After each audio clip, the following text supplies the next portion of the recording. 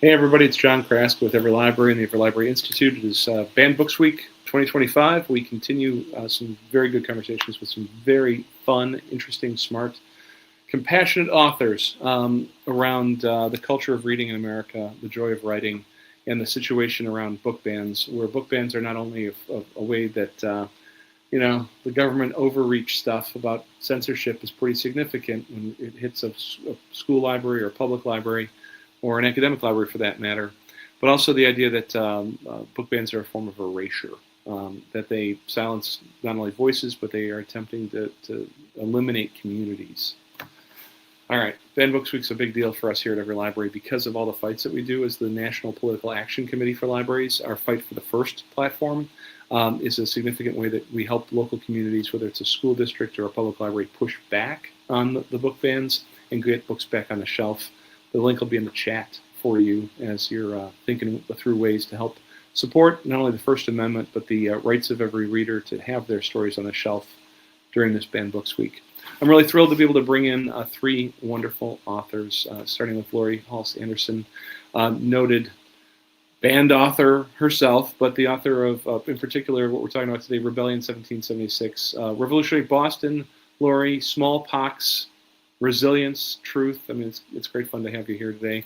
We're also bringing in Beth Ferry, the author of Roar for Reading, How a Lion's Roar Against Censorship Empowers Kids to Defend Stories. And I think about a lot of lions in the front of a lot of libraries, but I also think about lions metaphorically here as well. So Beth, it's nice to meet you today. And then Carolyn Kusin Pritchard. Carolyn is the author of The Keeper of the Stories, which is a true story about neighbors saving a library and what that means for community resilience. And I was, Carolyn, I was very, surprised is an interesting word to use about this story when I first read it. I'm going to start with you, if I could, but I'm going to have everybody up here together. All of your stories are about resilience. You're all highlighting different resilient communities, whether it's Laurie's book with the smallpox and the Revolutionary Boston, or the devastation of, silencing of stories that Beth is talking about, or the devastation of that library by fire. It was a surprising story to me, honestly. I mean, sometimes it's prosaic when a community's like, yeah, let's do it, let's rebuild it. But you had something else to tell in that story. Can you take us through a little bit about it, about the Keeper of the Stories? Oh, absolutely. First, it's such a pleasure to be here and joined with all three of you, so thank you. Actually, when I rewind and think about when the idea came for the book, it was actually back in early 2020, which may be a familiar time for us all. Mm-hmm. And it was the very, very early days of the pandemic before any of the lockdowns were called, and my kids went to a bilingual school on the campus of a synagogue near us, and we were all masked and trying to figure out what that meant. And I just remember how surreal it all felt early on. And I was in the synagogue library just waiting to pick them up. And I noticed this little book that told the story of this 1966 fire at the Jewish Theological Seminary in New York. And I'd never heard about this before. I'm Jewish myself. And it shocked me because it's kind of this radical, theatrical moment where essentially this, in the heart of this community on the Upper East Side, this Jewish Theological Seminary fire burned down nearly the entire thing. The top 3 floors of books were just gone. And it took no longer than, I think, a number of hours before the fire trucks left that the entire community collapsed in and created a human chain up the spiral staircase of the library to retrieve these soaked books. Mm-hmm. And not just that, of course, but then coming together and thinking about how do we actually save the waterlogged books? Because, that's as damaging as the fire could be. And I think what was so striking when I saw these images of these hands on top of the other passing these books down, and this moment in our country where we were all 6 feet apart and avoiding each other, and it felt so divisive rhetorically, was like just the comfort of knowing that people saw books and thought this was worth fighting for. It was that's exactly what I mean when I said surprising, because they could have filed an insurance claim. Right. There could have been a press release about how there were some historically significant, culturally significant works. What a shame. But this was not a moment of transactional library. This was a moment about community. And it's in their heart, their head, and their gut that this place was important. Mm-hmm. Exactly. there. I mean, I'll give other folks time to talk, but Oh, there's sure. so much there to just, I mean, I know one specific moment that was really striking to me is right down the street from the seminary was a church, and these little kindergartners were standing outside their classroom watching the fire. Mm-hmm. And they went to their teachers and said, what can we do? How can we help? And they ended up having a bake sale and raising something like $70 to help with the recovery effort. But they spent weeks making the cookies and selling them. And I think just that moment of people seeing communities coming together around the power of story. There was no question of what kind of books were there, or what did they say, or did they pass the litmus test? It was like, no, these are stories that in and of itself is worth saving and standing by and bolstering. And I felt like that is something that I just wanted to center in this moment, this divisive moment. That's interesting. In Keepers of the Stories, those kindergartners, Beth, in Roar for Reading, it's all about empowering kids to see themselves, defending the stories, but the silencing of stories that led you to this. Can you talk a little bit about your motivations to do Roar for Reading? Sure. So Roar for Reading actually started with like the art. So Andrew Joyner is the illustrator of Roar for Reading, and he had sent me a picture of just a lion reading a book. And it was almost like we had talked about, there are so many wonderful lions associated with libraries, and I wasn't planning on writing a book like this. But when I start, it's funny what your subconscious does, right? As I started writing it, I just started to think about, how we think of lions and, the human attributes that we give to so many animals. And it seemed like, defender and protector is just something we associate with lions. And so when I started writing it, all of a sudden I was writing about book bans, and I was like, okay, I need to do a little research, because I don't really, I write about friendship and for the very younger crowds. And so I did a lot. I was researching, and, you hear about the big stories, but not always about like the smaller stories. And so I think what I wanted to say for the kids is it's so easy sometimes to not care about something that doesn't affect you directly, right? There's so much going on in the world. You cannot care about everything. And so I wanted my story to show kids like, it might not affect you directly yet. And, I know there's old proverbs about that, but that's what, I wanted it to be like, this little lion is worried about how he will be affected. And if we could all just think that way, right? It's not me now, but it is somebody. And it's interesting. The lion as a metaphor, the lion as an image of sort of noble defense. Right. I dig it, but when you get right down to it, there's an enlightened self-interest that maybe we need to teach that a little bit more in this culture these days. Agreed. Yeah. Laurie, we're hearing from our colleagues here on Keeper of the Story and Roar for Reading, which are both stories about that resilience, that response that needs to happen. And you've got, Speak is one of the more frequently challenged books anywhere in the United States of America. You've been on the front lines of these censorship fights longer than most folks have. And yet your newest book, Rebellion 1776, and I love the merchandise, by the way. The shirt needs to be seen. What are you thinking about, and Carolyn, thank you for that. What are you thinking about with a book that's set at the time of the founding of the country, that's set with a set of characters who are not only in a context that could be like a hero movie, like the Tom Hanks character, the Tom Cruise characters, that are potentially out there, but where there's, were you writing this during the pandemic? Is that why it's smallpox? Oh, completely. Yeah. I actually, the story came to me because I got COVID very early in the pandemic at the end of March 2020. And boy, thankfully survived it and was plenty sick.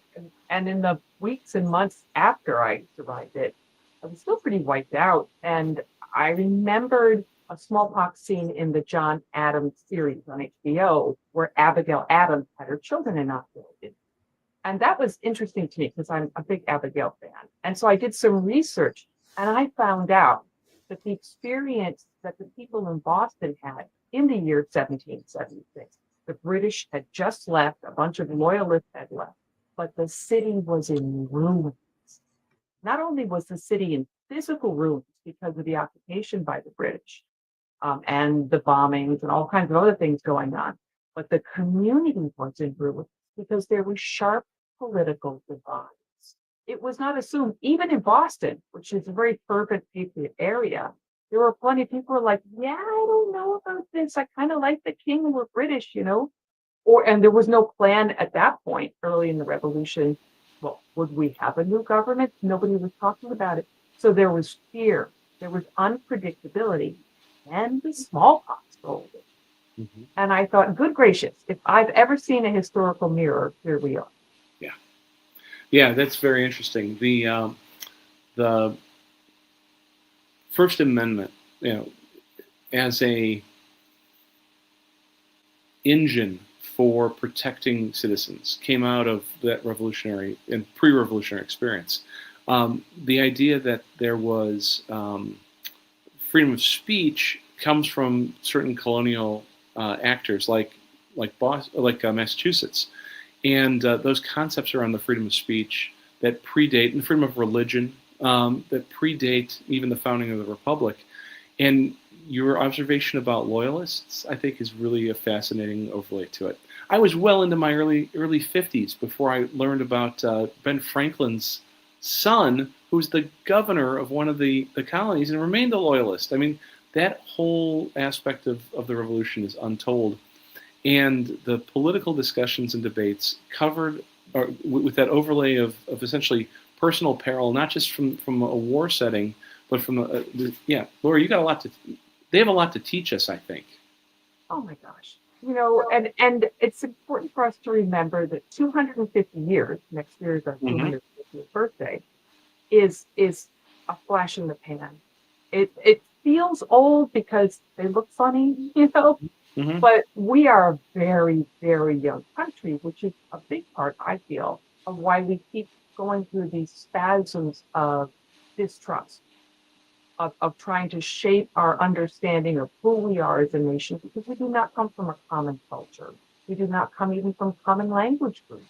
We are an experiment in world history that I don't think has ever lasted this long. And it's important, especially as different political parties, different people like to pull up the founding fathers, the founding era, because there's plenty of founding mothers too, and cherry pick different lines, whatever suits their cause. People do that in religion as well, So I think trying to find a story, because my understanding of history is, especially talking about children, we tell each other stories. And that engages the heart and the mind at the same time in kind of going back through time, but you're always reflecting on your own experience whenever you meet the character in the book. It's interesting that you talked about these early concepts of the First Amendment, freedom of religion and freedom of intellect and thought. Benjamin Franklin was writing about that in the 1730s. And he talked about there can be no freedom unless there's freedom of thought. And there were so many different types of religious groups that contributed to those early foundings. It was very clear. Even for people who were, thinking of the descendants of the Puritans, who might have had a few thoughts about that. All you have to do when people are kind of stomping their foot about this is ask them, okay, if you want this to be a Christian country, which kind of Christian? Yeah. Because there's so many to choose from. We will never agree on that. Just like we will never agree on what book should my kids read or your kids read, which is why we have to have the strength and sense that we are a community in this country to trust each other with having choice. Beth, in Roar for Reading, you talk about that self-interest, but you also talk about the empathy that says I can identify with the other. And the First Amendment issues around freedom of speech and religion that are simultaneously both of those. Like I have to protect my own self-interest as a reader, but I also have to make sure that the other's self-interest. That's a high concept to teach to kids. How do you carry that forward? Yeah, empathy, sympathy, empathy, like we hear these words all the time, but, and I, even kindness, all those things we teach through books, especially picture books. That's where you start. Parents are reading to children and, you're trying to I don't know, embed it in their brains so that when they actually experience something in the real world, they have something to fall back on. And yeah, so it's really hard to have people not think about themselves. And I think one of the things that's most frustrating now, and I'm so glad, like my kids, unlike Caroline's, are all grown, and I'm not fighting the social media where everything is about the self. Like we are so far from thinking about others in, the world we're living in. Everything is self-promotion, self-interest. And, I don't know, can books battle that? And I think, when parents are reading to books, especially picture books are designed for that, parents are having this direct impact because they're sitting with their children, they're reading books together, they're talking. And then how many years later, now parents aren't involved at all in what their children are experiencing. They're not on their phones. Once the child has a phone, parents, in my opinion, lose a lot of, not even just control. They have no idea what their kids are being exposed to. And it's hard. Are you, policing your children 24/7? Some parents are, lots of parents aren't.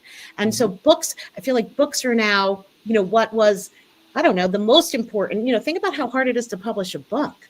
There's lots of people involved. It's vetted, it's edited. It's like, they are, and then anyone can post anything on social media in 1 second. And that's the fight. Mm-hmm. That's interesting. The idea of roar for reading, and Laurie, I'd like to invite you to comment on this because you've been in the trenches on censorship. But the roar for reading through line is about protecting books from somebody else's overreach, and yet so many of the censors are saying that we're here to protect kids, and that it's all about protecting kids from things that they can't handle or shouldn't see. And Laurie, I know that there's a line here around when a kid should have access based on age, but you know better than me and a lot of other people what it means to have your books categorically silenced for just absurd reasons. It's there's just not enough words to explain how devastating the last few years have been. And it's not just my book, but it's recognizing that there are people who are being manipulated by politicians, frankly. Mm-hmm. Because I think everybody, any reasonable person, if you really heard or believed that something was going to hurt your child or the children in your community, every good-hearted person would show up and do something about it. And I think during the pandemic, a number of politicians found what a great weapon that is to say, oh, the children. And of course, and then they lied. Mm-hmm. They lied to their communities about what books were in libraries and who had access to them. And what's so maddening about this is that parents have always had oversight of their children. No one has ever taken that away. No kid has ever been forced to read a book in this country. And I think in some ways what Beth was talking about earlier, I think part of this ridiculous absurdity of anti-constitutional movement is a reflection of parents' fears and concerns about how scary the world is. Yeah. That they can't control what's on their kids' phones. They don't know what they just have a lot of anxiety, which is completely understandable. Mm-hmm. And they get this tool handed to them by politicians. Well, here's one place where I can make a difference, and I can feel like I'm doing something good for the kids in my community. I think that the only way we get through this is, first of all, to all of us listen, and then one conversation at a time, one friend at a time, one community at a time, say, your kids don't have to read books that you don't want them to read, but we have to have choices. I agree, and there's something about the political action of reading. There's something about I mean, let me bring Carolyn here for a second. Keeper of the Stories, it's a real life event. And it happened at a moment in time where the Civil Rights Act was only, 18 months old, where religion in American society was, I mean, as it is today, still a topic of conversation. It was a political act for folks to save a minority religious perspective's identity. I mean, there's a political action that takes place when somebody goes into the front door to go help.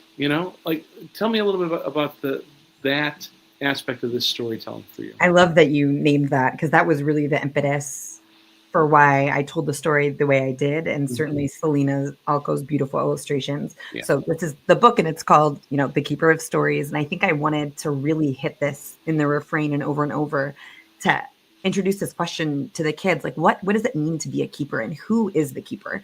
Because we're introduced at the beginning with the library itself, of course, is this keeper of stories, and then as we go, we see, okay, but might it also be us, and might we too be the keeper?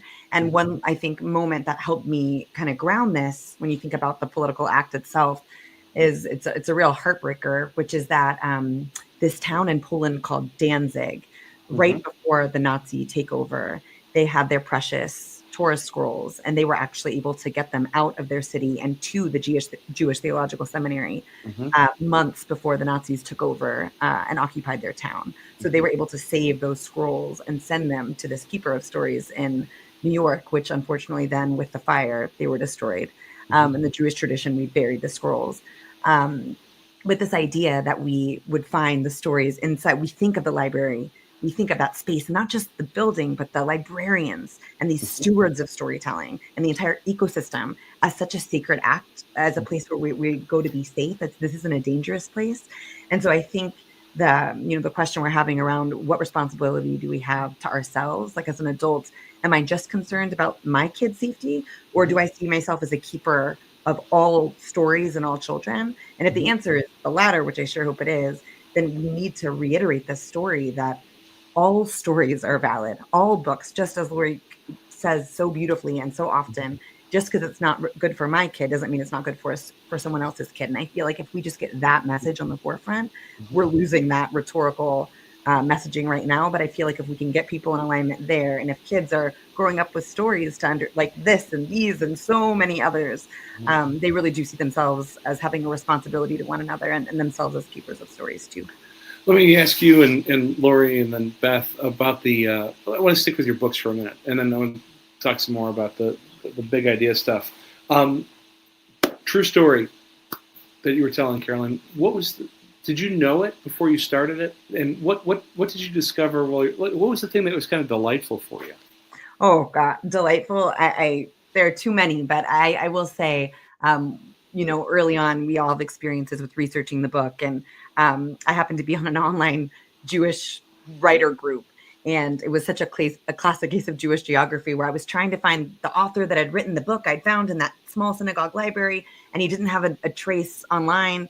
And within 8 minutes of me posting in this group, does anyone happen to know Rabbi Barry Citron? It's like, that's my great aunt's rabbi's uncle. Yeah. Yep. So being able to get all these people from around the world, and hearing people that I knew that said, wait, I was one of the students that showed up to help be a part of this recovery effort, or the way that so many people had a stake in this moment and it meant something to them. I feel like that, more of that, it just felt delicious and important and delightful. And so tapping into this, when we think about the treachery of the moment we're in right now, and I know so many feel so isolated and alone. And when we think about alone in our phone scrolling and alone in our whatever it may be, to hear stories like this, where everyone is coming together, where, merchants were shipping paper towels from across the state to be able to interleaf every single page. And they were closing down schools so kids could volunteer. They were having pastors come and it was collapsing in to save these stories. And that is just, I know when we hear stories like this, it feels so far away from our reality, but we get to decide how close we are to that truth and how we can fight our way back to it. So I just feel like putting more oxygen around stories like this, for me, is so empowering. That's pretty great. I love that you said delicious as the adjective. Really great. So, Laurie, you said you're an Abigail Adams aficionado already. Were there discovery points for you in this? the research around Boston 1776, or the embodiment of those characters? Yeah, there was so much. One of these days, I think I'm going to write the book about the writing of the book. Okay. Because the availability of primary sources is just such a gift. Yeah. And the Addams family, I'm really glad that John and Abigail didn't live together because they wrote Well, the letters, I know. Yes. And so John was in Philadelphia during this whole summer in Boston. And Abigail, and this is really important to think about a woman taking charge of her life, she didn't wait to get John's permission. Abigail had not been inoculated as a child because her mother was afraid of the procedure. John had been. As a matter of fact, he was inoculated, and when they were engaged and they were going to speak romantic notes to each other. Abigail's mother had died a few months earlier in 1775, and as soon as the town fathers in Boston, because the politicians had to decide if it was going to be an inoculation period, the inoculation is a crude form of vaccination. It gives you the disease in your contagion. Right. But as soon as Abigail found out about it, she grabbed her sisters, cousins, kids, nephews, and about 20 of them, this whole family, they walked into Boston. They had their ox cart. They brought their milk cow. And just the details of daily life that she wrote to John. And she didn't wait for his permission. She acted because she knew she had to protect the children. Inoculation was first done in Boston, the first that we know of on the North American continent, in 1721. So Boston had several generations of people who, first of all, knew how devastating smallpox was, and then knew that inoculation could help. And I see in that a reflection of where we are today, both in terms of saving libraries and having rational conversations about the First Amendment, our rights. With those rights come responsibilities to each other, right? But also the conversations we're having about science and about public health issues. And it's very interesting for me that there are so many lessons we have to relearn one generation at a time. And I hope my book can be a part of that conversation. Oh, I think that's brilliant. The two things come to mind. One is I have some colleagues who are working on the Adams Presidential Center. I don't know if you've been connected with them before, but we'll talk in the green room afterwards if you haven't. And then also I think about the intersection points in the modern progressive era movement towards public libraries between the sanitation, the suffragette, and the temperance movements that also are part of the origin of public libraries. And it's interesting to me that goes back to the 1720s even. I hadn't lined all those things up together, John. That is such a fascinating concept. Well, I mean, I'm an armchair person. You're actually a historian, so I'm just doing what I can. So, Beth, we found you again. I don't know what happened. Don't worry, it's a live event. So, the question I had was, what did you discover, Beth? What was your delightful moment in writing this book? Oh, my delightful. That's a great question. You know what? The roar, the whole roar lions roaring thing, but when at the end he just roars because he's happy, and so roaring, you don't think of as a happy thing. I don't know. I'm sure lions don't roar in happiness. And so at the end of the book, when everything, works out, because it is a picture book for the little ones, but he roars because he's like, yeah, now all the books are where they should be and anyone can read any book they want. And, right. Isn't that just how it should be? And so, it's not realistic. And, the happy endings, you need. But yeah, that was my happy moment. I was happy to, it's lovely to be able to resolve it as it should be. And you don't, it is fiction, obviously. But yeah, that was my happy moment, that it had a happy ending. They roared for what they believed in, and everything was right with the world by the end. I think that's fantastic. When I was a teenager, I worked at the Brookfield Zoo in suburban Chicago. And they had a fairly significant small pride of lions. And that thing at 5:35 p.m. when you're trying to get out after your work day, and it's starting to be kind of the gloaming, and you hear that roar, oh my goodness, I can still feel it back in my neck, So, yeah. That's awesome. Yeah. All right, team. We are coming up to a good 30-minute conversation, and I really appreciate it. But we also try and keep it so that folks can download the podcast on their phones. I want to do a little closing here, if we could. Situation around book bans, the modern moment here, whether it's about history or identity or issues of justice and community. I mean, what is the most at stake right now? I mean, it can't. I'm not trying to editorialize or put words in your mouth, but it can't just be the abstract parts of the First Amendment. So, Carolyn, what are you thinking about? Yeah, it's a question I think about all the time. You ask what's at stake. I mean, I think all of us are such believers, of course, in children and stories and their capacity to have critical, hard conversations, and that we trust them. And I think that, unfortunately, is something that's often taken for granted. But we have all the evidence out there that of the necessity of kids reading books that reflect their story, their context and context of others. There's some statistic that kids read something like 4 more hours a week if they have access to books like this in a library. And so when you ask what's at stake, I mean, everything's at stake, when we believe kids are the future. And whenever I feel that sense of dread and hopelessness and division, which I know, again, Laurie, it's a great reminder, this is not anything new. This is just, unfortunately, us having to repeat history. And I see about how these, like what was once these small, really loud parents that would show up and, years ago we'd say, oh, it's just a small vocal group. And now recognizing how organized they are. I think what gives me hope is recognizing that we're fighting back in an organized way. So every library, what you're doing, John, and your team, and the way that librarians are advocating for themselves and galvanizing communities, groups like Authors Against Book Bans, which I do a lot of work in as well to try and get the word out there for more authors to join in, but showing up at school board meetings and doing that local work. And Laurie, I love how you said, it starts with conversations. It starts so locally, which can sound grating, but to me also can sound so liberatory and, within reach. So I think the stakes are incredibly high, but we have kind of the playbook to know what we're called upon to do now. Everything from reading these books and engaging kids in conversations, trusting that they are living in this world. They're not bubble wrapped. They couldn't possibly be. They're the ones who are living the stories and speak. They're the ones who, this is their lives. And so we have to trust them with these stories and then go out there and galvanize other adults to do the hard work. That's fantastic. Carolyn, thank you for that. Beth, what's your feeling about at stake? Yeah, I think the horror for me is the books that are being challenged and banned are the books that, the kids need the most. The kids who are different and have challenges and are isolated in their communities, like what shows them that they're not alone?